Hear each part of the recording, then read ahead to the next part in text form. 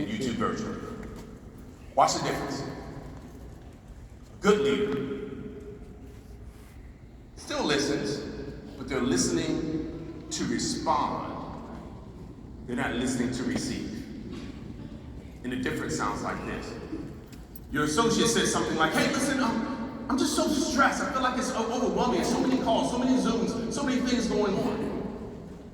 A good leader, not a great leader, he listened, she listened, but they respond with something like this. Come on, you're not stressed. I mean, going to your job is stressful. So a good leader didn't really care what they said, because that person just said they felt stressed. So what they're feeling is what they're feeling. You can't tell them they're not feeling something. They just told you they were feeling. But a great leader says, oh my gosh, I'm so sorry to hear that. What do you feel? What are the reasons why you're feeling so stressed? Let's talk about this. And they have an opportunity to really hear what that person's feeling and why they're feeling. And then they can say things like, hey, listen, is there anything I can do to assist you? Is there anything I can do to help? Well, listen, they said, well, listen, there's so many different calls. Well, listen, right now, just worry about this one and this one because you're part-time. But you didn't realize that until you had this conversation with them, and now you took them from attending 4 different things throughout the week to 2, or maybe 2 to 1. I'm going to talk about that in 1 second, how to lower the assignments to empower people. Sometimes lowering the assignment, you get people to do actually more. Course correct. Now listen, you can't do course correction before listening. That was the good leader, wasn't the great leader. The good leader still listens, right? And you'll get better along the way. I don't want you to feel like you have to have all of this again perfected. But the bottom line is, someone who's great will listen first, then course correct. Because the only reason you know how to course correct, and a course correct, by the way, the course is not like a series of educational lessons. That's not the course I'm talking about. I'm talking about like a lane to get somewhere. And when someone veers off, the correction is bringing them back into the right lane. So that's a course correction. So if I'm listening to someone and they share something with me, I can help course correct and say, listen, that's actually not what you're thinking. It's actually this. And I can help bring them back to the right path. Does this make sense, everybody? Yeah. But I don't know that unless I listen. I do more listening than talking all day long. And I know it sounds crazy, like, my gosh, you gotta listen all day long to all of these folks. Well, listen, we make a lot of money for listening. Yeah. Like a whole lot of money for listening, because a lot of people will talk themselves into getting right back on the right course. Speaking of being off course, I'll never forget going to Atlanta with Mr. Hughes, and we were on our way back, and we couldn't afford to really stay in a hotel, so we drove all the way down 10 hours and coming back, and on the way back, he was getting sleepy, and you can tell when someone's getting sleepy because they have those things on the side of the road that make noise. Yeah.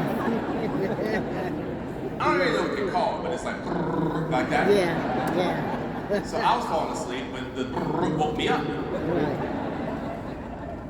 So I said, you good, man? And this is like 2 in the morning. And he says, you see them kids skipping across the road? I said,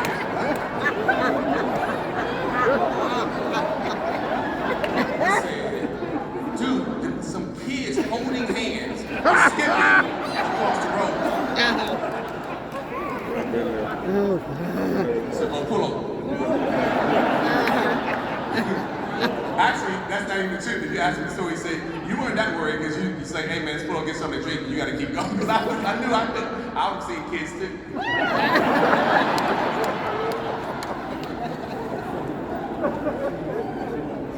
But the kids, I was listening, I heard the and I was able to course correct. Like, wow, listen.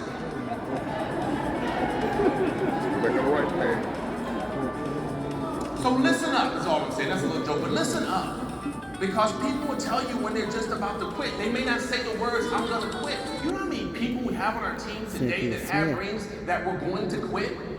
Yes. But if we listen to them, we can help course correct. Sometimes they're just go in this direction, and we just course correct, and now they go in this direction, and we course correct, they go in this direction, and this direction is the ring.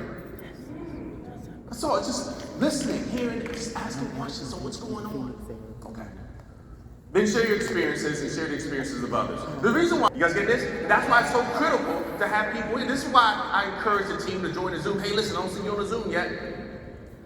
And I'll talk about how to do that in just 1 second. But hey, listen, I don't see you on the Zoom yet. Hey, are you joining the Zoom? So we all have to have that core group that we remind.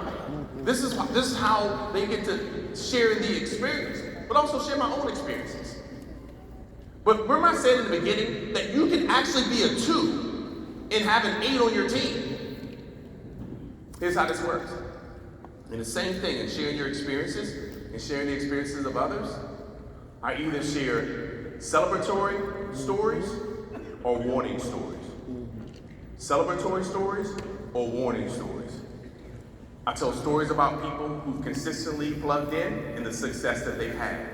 And I've talked about people who have not plugged in and the fleeting success they had. Because you can actually have success by not plugging in, but it's typically fleeting success. I don't know anyone who's had long-term growth and momentum without plugging in consistently, because your teams do what you do. Uh-huh.